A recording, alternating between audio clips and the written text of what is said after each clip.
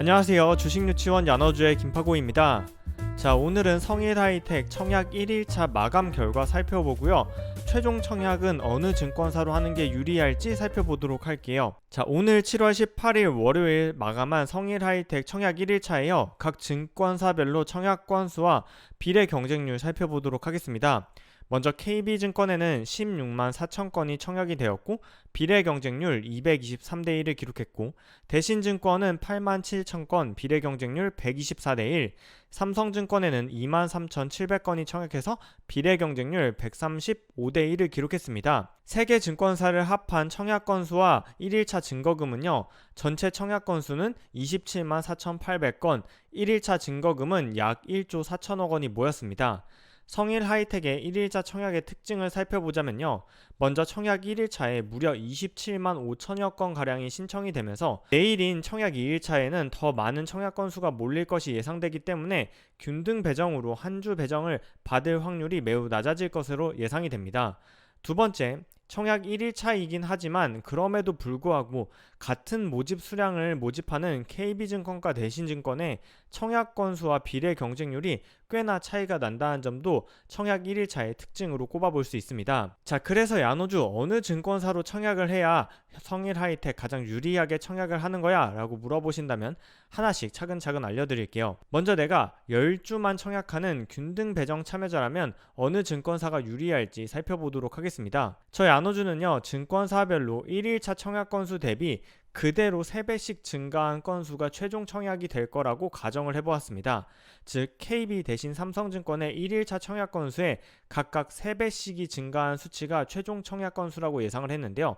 이러한 가정에 따르면요, 균등 배정에서 가장 유리한 증권사는 대신증권이 될 것으로 예상되고요. 대신증권으로 청약을 할 경우에는 한 주 배정될 확률이 약 59%로 예상되는 상황입니다. 즉 1일차에는 총 27만 5천여 건이 청약이 됐다면 저희 나눠주는 2일차에 3배가 증가한 82만 건 정도가 청약이 들어오지 않을까 예상하고 있으며, 대신증권이 KB증권과 같이 가장 많은 균등 배정 수량을 보유하고 있는데 1일차에 KB증권의 청약 건수가 무려 대신증권에 비해 2배나 몰려있는 만큼 대신증권이 이대로 간다면 균등 배정에 있어서는 가장 유리하지 않을까 생각이 됩니다. 자, 그렇다면 비례 청약까지 고려한다면 어느 증권사가 유리할까요? 사실 이 질문에는 어느 증권사라고 딱 답변을 드리기가 조금 어렵습니다. 그 이유는 증권사별로 청약할 수 있는 수량이 달라지기 때문인데요. 내가 청약을 몇 주 할 건지에 따라서 증권사를 선택하는 기준도 달라질 수 있기 때문입니다. 먼저 비례 청약을 할 때 제1원칙은 당연히 비례 경쟁률이 낮을수록 유리한 증권사가 됩니다. 다만 여기에서 각 증권사별로 청약 가능 수량과 내가 청약할 수 있는 자금을 잘 비교해 봐야겠죠. 자, 예를 들어 KB증권은 최저등급의 경우 1만 주, 대신증권은 15,000주, 삼성증권은 1250주를 청약할 수 있습니다. 이에 따른 증거금은 KB증권이 2억 5천만 원, 대신증권이 3억 7,500만 원, 삼성증권이 3,125만 원인데요.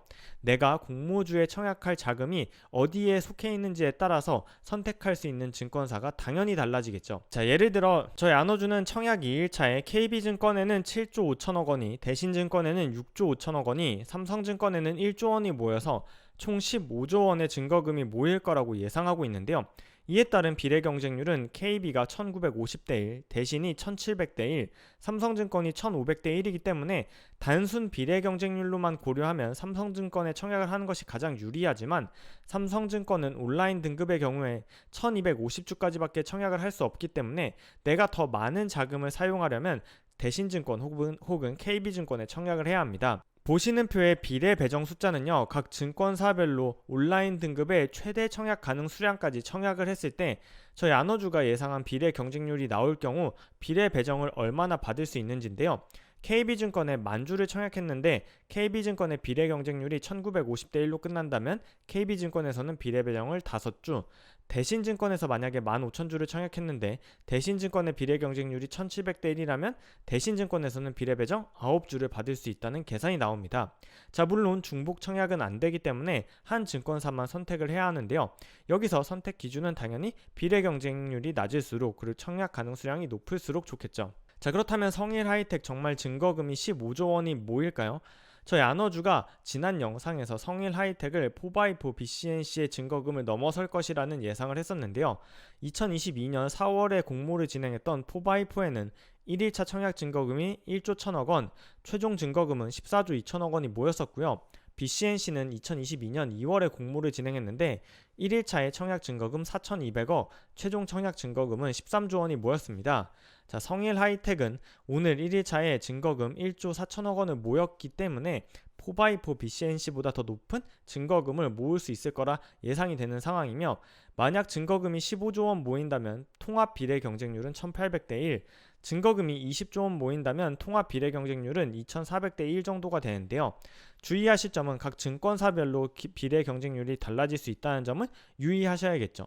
자, 늘 말씀드리지만 본 영상에서 예상한 균등 배정, 비례 배정은 예상치일 뿐 실제 결과와 달라질 수 있다는 점 꼭 유의하시기 바랍니다. 자, 내일 성일하이텍의 청약이 마감하는 화요일 7월 19일 날 삼성증권에서는 ICH가, NH투자증권에서는 에이프릴 바이오가, 그리고 신한금융투자에서는 신한스펙 10호가 청약을 시작하는데요.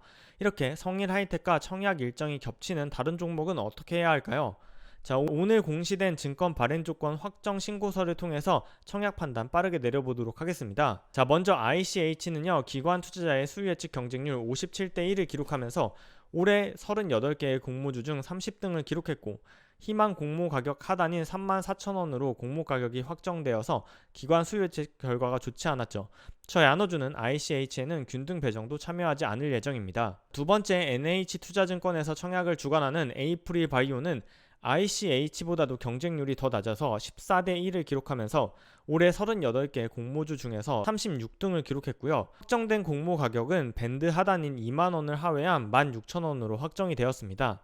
저희 안어주는요, 에이프릴 바이오에도 균등 배정 역시 참여하지 않을 예정입니다. 자, 그 다음으로 신한스펙 10호에는요, 청약 수수료가 2,000원 존재하기 때문에 균등 배정에만 참여하면 큰 재미를 볼 수는 없을 것으로 보이며, 성일하이텍에 자금이 남는 분들이 신한스펙 10호의 청약을 고려해 볼 수도 있지만, 신한스펙 10호의 증거금 환불일은 7월 22일 금요일이기 때문에 해당 자금으로는 수산인더스트리에 청약을 할 수 없다는 단점이 존재합니다.